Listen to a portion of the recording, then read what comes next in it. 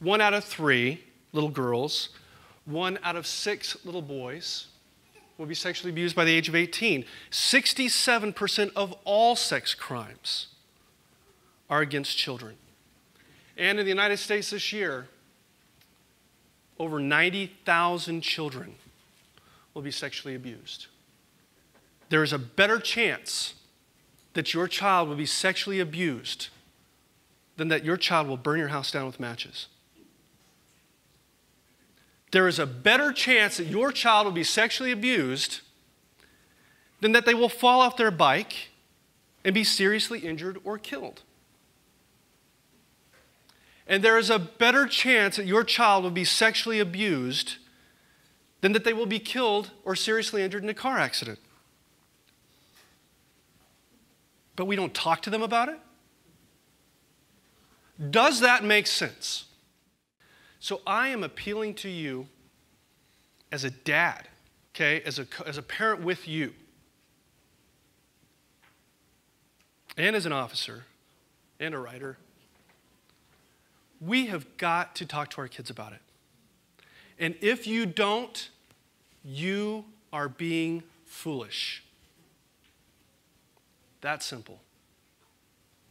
So I am on a crusade, and I ask all the moms to join me to be on a crusade to make it socially unacceptable for parents not to talk about child sexual abuse with their kids.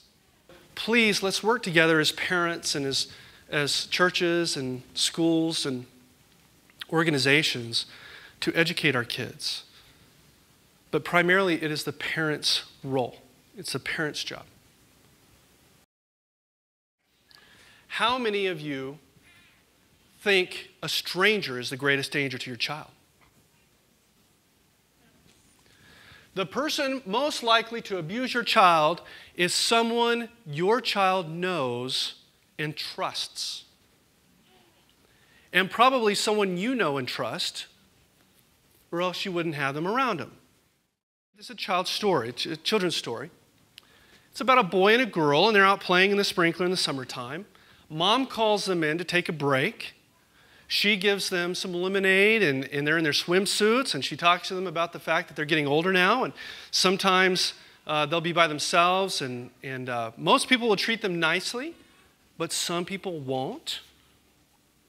So the idea is anything covered by the swimsuit is off limits to others.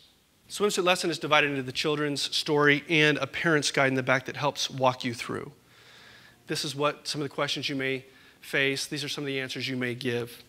And so it'll help with that. And then as well as give you some ideas as to what you need to do if your child reports being sexually abused. And we read it once in a while, and they understand, you know, the concepts. And when I remind them, they know the answers, like with the role playing. And so the book has been so helpful for us. And I didn't have to come up with a way to say it. It's just because it's so clear there. I was never told as a child to be on the lookout for that. Until I was in college, I really didn't understand all of how many children were really affected. And so just being able to have that book as a resource and sitting down and you know, to tell you the truth, I had heard about your presentation from another MOPS mom from another group, and she was telling me a little bit about it, and I was literally scared to listen to your presentation. But after listening to it, I mean, I think it's justified to be a little bit scared because it is a scary thing. But for you to give us the resources that we needed, our ideas, resources, to be able to have those talks, kind of took those fears away of confronting the issue with my child. We talked to him a little bit about it, and in one specific instance, and I mean, he responded phenomenally, so I'm really excited to read him the book so he really internalizes it and personalizes it and hopefully remembers it. It was really enlightening. I'm glad that I came. It's a heavy subject, but our kids are worth it. We need to know. They need to know.